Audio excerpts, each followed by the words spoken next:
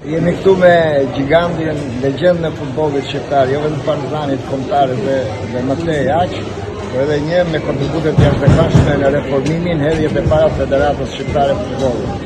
Përshtypjet e Sursit të Rovës, emocionet që ndjen në këtë ndeshje kaq të rëndësishme për Shqipërinë, për dritaren e Roland Çakovit. Përshëndetje, jemi në Varshavë këtu për të mezi po presim që 2 ora e ndeshjes në këtë moment historik të futbollit shqiptar, do thoja, dhe me besimin e madh se lojtarët do bëjnë pamundur për të realizuar objektivin e madh ndër atyre për shkuën botror, dhe njëkohësisht për të plotësuar dhe dëshirat e shumë tifozëve që kanë ardhur nga 4 anë të botës këtu për të ndjekur kombëtarët. Është një moment historik e përsërisë dhe mënyra shpresojmë që t'ja dalim nëpërmjet karakteristikat e ekipit tonë nga ato, duke filluar nga kompaktësia si skuadër, edhe duke shfrytzuar ato mundësitë tona të ndërsulmit shpejt për të godit polakët, cilët e dinë shumë mirë që kanë përballë një skuadër shumë kompakt edhe nga degradat e tyre.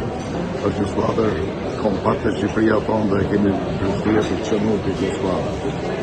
Profesore, nga ajo që keni ju, përvojë fantastike, edhe nga roli që keni edhe si mendoni, Broja Uzuni, Broja Muçi, keno nëse do të thoshe shqiptarëve në një fjalë të mirë, apo një vështrim, një konkluzion për një specialisti të nivelit tuaj.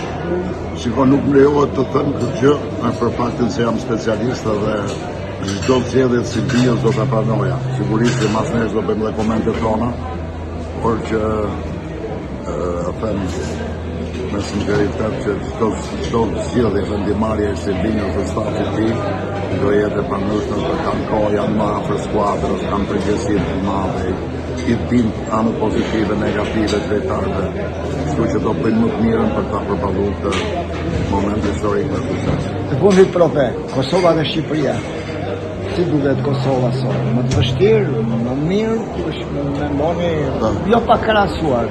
Komentarja jonë? Them që edhe ky është një moment historik, dy skuadrat tona dhe Kosova dhe Shqipëria kandidate për shkuën botror. Edhe shikoj pak favorizuar me Kosovën nga sorti edhe nga e shoh pak favorizuar. Gjithsesi, duhet presë. Faleminderit, kënaqësi me kampionin e madh Starova dhe mikun tim, Grande Starova, si gjithmonë i saktë, i shkurt dhe institucional. Faleminderit.